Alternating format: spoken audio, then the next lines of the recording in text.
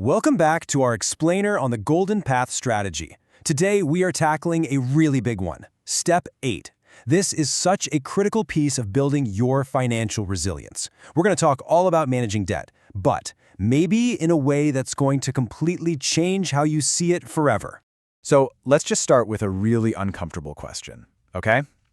When your paycheck lands in your bank account, does it actually feel like it's your money? Or does it just feel like it's passing through on its way to the banks and the credit card companies?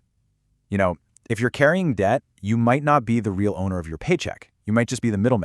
Now, for anyone new here, it's really important to know where this all comes from. This entire framework, the 3 stages, the 13 steps, was architected by Tamir Kaham. He's the creator of the Golden Path Financial Independence YouTube channel. What's so unique about his approach is that he's also the official Hebrew translator of The Richest Man in Babylon. So he has this incredible ability to blend modern systems engineering with these absolutely timeless financial principles. And you should know, this system is engineered for a very specific person. It's for the salaried individual who feels, a little bit stuck and is ready to make that huge shift from financial dependence to true asset ownership and all the freedom of choice that comes with it. So, let's really dig into the core idea for today. Debt as a pair of invisible handcuffs. And look, this isn't just some catchy metaphor. It's a mechanical description of how debt actually works in your financial life. Think about it this way. Your life energy, all those hours you work every single week, it gets converted into a paycheck. But instead of that value building your future, it just flows straight back out to pay for your past. You literally become a servant to a past version of yourself. Your entire Monday and Tuesday at work might just be to pay the interest on stuff you bought years ago. And here's the biggest problem of all. We are taught to see this as completely normal, right? I mean, everyone has a car payment. Everyone has some credit card debt. But what this system argues, and I think this is so powerful, is that normal is actually a dangerous illusion that is designed to keep you trapped. And this famous Einstein quote just nails why. You've probably heard the first part of it, but that second part, that's the key. Well, you're just accepting debt as normal. The brutal math of compound interest is working against you 24/7. Most people, unfortunately, are on the wrong side of this equation. They're the ones who pay. But the cost, it's not just about money. This is what's so important to get. The real cost is opportunity. Debt is the enemy of choice. That career risk you want to take, you can't afford it. That toxic job you hate, you can't quit. That business idea you have, you can't start it. Debt makes your life fragile and forces you to play it safe. Okay, so that's the problem, and I know it's a heavy one, but the Golden Path is an engineering approach. That means it doesn't just point out the problem, it gives you a logical, structured solution. And it's all about one thing, stability before acceleration. Now, you might be wondering, if debt is so terrible, why is this step 8 and not step 1? This is such a crucial design choice. Trying to attack debt before you have an emergency fund, which was step 7, is a design flaw. Think about it. If a real emergency hits and you've got no cash, where do you go? Right back to the credit cards. The cycle just starts all over again. You have to build the shield first. Let's use an analogy to make this crystal clear.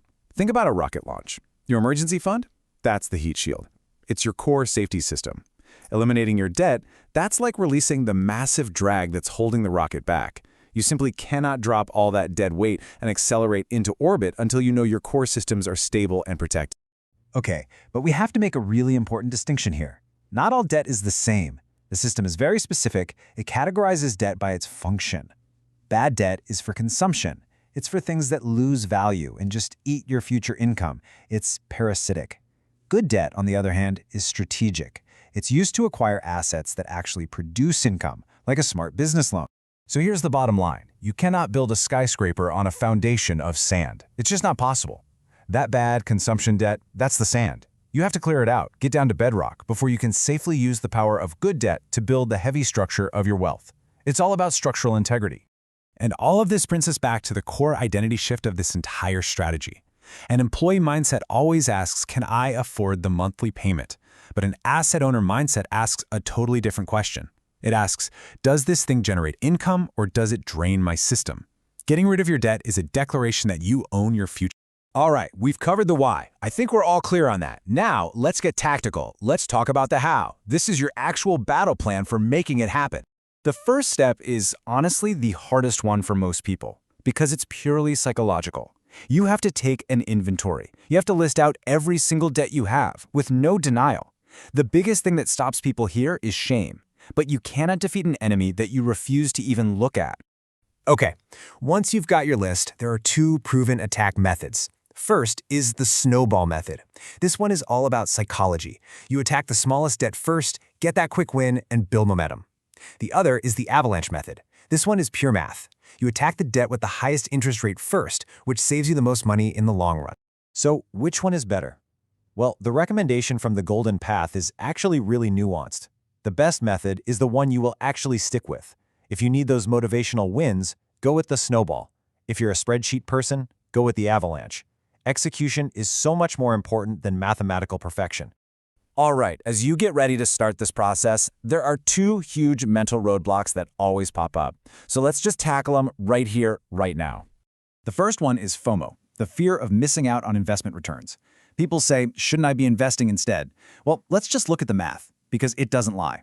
Paying off a credit card that has an 18% interest rate is the exact same thing as earning a guaranteed, risk-free 18% return on your money. Tell me, what investment on planet Earth can promise you that? Paying off high-interest debt is your best investment, period. And the second hurdle is the lifestyle argument. But I can't cut back that much. I'll have no life. Here's the hard truth, though. The lifestyle you're trying to maintain is the debt. You've already spent the money. You can't solve a problem by continuing the exact behavior that created it. It requires a temporary period of contraction to build a lifetime of expansion.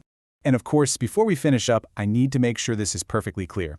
This content is strictly for educational purposes. It is not personalized financial advice, and there are absolutely no guarantees of results. You are responsible for consulting with qualified professionals and making your own informed decisions.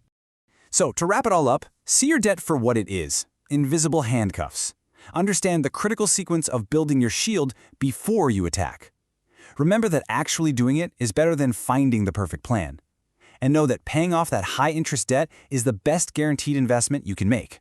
With that weight finally gone, you'll be ready for the next step, which we'll cover in our next explainer, Step 9, Financial Automation, where we put this whole system on autopilot.